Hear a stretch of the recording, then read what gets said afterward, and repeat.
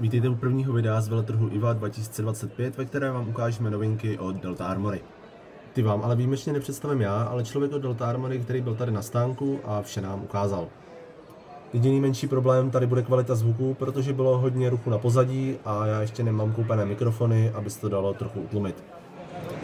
Novinka pre rok 2025, prinášame Stribog, teda nová platforma.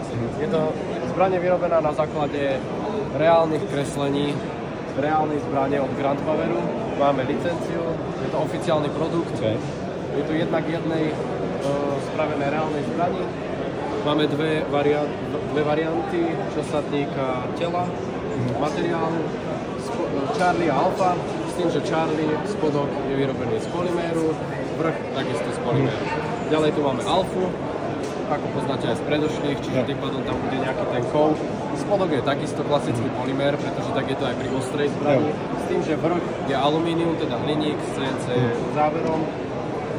Čo sa týka farebných variácií, zatiaľ sú to len prototypy, no budeme ich mať 7 rôznych farebných kombinácií a variácií. Po tej technickej stránke máme 3, štandardná verzia, upgradeová verzia a Diamond verzia. Štandardná verzia, klasický Eagle ETU, procesorová jednotka, Eagle Electronic Trigger Unit, takže má to nejakú tú procesorovku.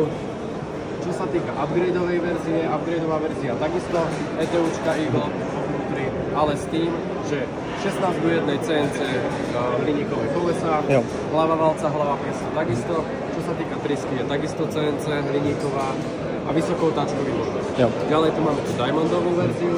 Čo sa týka Diamondovej verzie, sú tieto. Olivová, takisto full black. To isté, čo z upgrade verzie, čiže vnútro CNC, s tým, že používame hobab pritlačné valčeky, Omega prítlak, hobab gumičky a hobab pritlačné ramienko, vyrobené v Taliansku, Psionic Upgrade. A vo vnútri nie je to klasický vysokotáčkový motor, ale bezuhlíkový Warhead motor, brushless motor, 35 000 otáčkový, takže vysokorýchlostný. Zásobníky sú atypické, budeme ich zatiaľ vyrábať teda len my. Je to semi-transparent, čiže viete cez neho vidieť. Strelec si vie pozrieť, že koľko mu cca guľčiek zostáva, aby bol zásobník prázdny. Na kolik sú kľúček?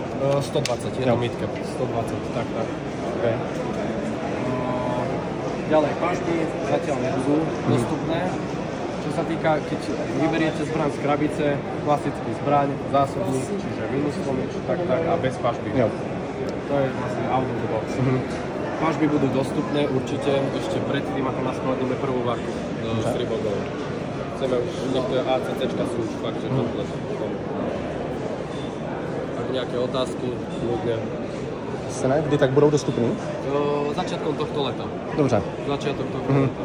Zabudol som ešte spomenúť, je to klasický štandardný V2-kový mechabox, čiže dlhý motorček, V2-kový rotary hobab kovora. Okay.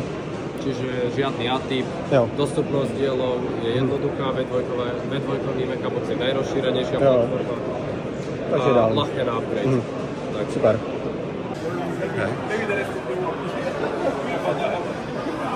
Povedali sme si, že máme strašne málo Charlie verzií s M-lockovým predpažbím a Eagle procesorovkou vo vnútri. Väčšinou nájdete iba Alpha. Takže Delta do roku 2025 začali sme kolaboráciu s Gate Enterprise, čiže s Poliakmi, ktorí určite poznáte, vyrábajú procesorové jednotky, pomáhajú aj HBA enginy. My sme sa rozhodli do nášho bestselleru, čiže Freya samozrejme, akurát hodiť ten Gate HBA engine a strieľa to perfektne. Je to vyladené perfektne. Hral som s tým aj momentálne máme k dispozícii dve varianty. Je to Titan 2, čo vlastne má tú opticko-magnetickú procesorovú jednotku vo vnútri s HPA systémom alebo Aster.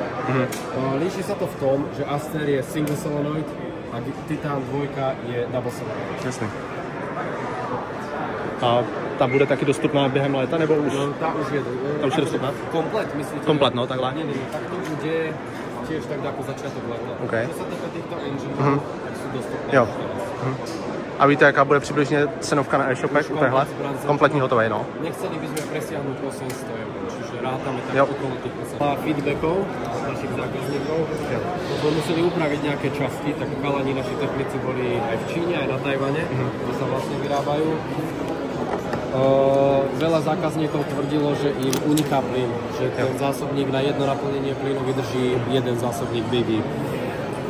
Chyba bola v tom, že výroba senka naniesla farbu, čiže nedoliehalo to. Ďalšia vec, unikal plyn, pretože tu spravili taký schodík, taký miniatúrny schodík, ktorý nemal ani pol milimetra. Ten sa zbrúsil, teraz je to pekne hladké. Čiže čo sme testovali, tak na jedno naplnenie plynu to vydrží 4,5 zásobníka. Pekný. S tým, že máme nový dizajn, pomenovaný Crusader, že máme v logu kríže, takže Crusader. Dizajn vyrobený nami, samozrejme s podporou Grandpoweru. Čo sa týka zásobníku, 22 guličiek, kapacita. 3 rôzne farebné variácie, čierna, olivová, tanová, ako z predošlej verzie. Takisto aj 6 rôznych zámerov, tak ako z predošlej generácie.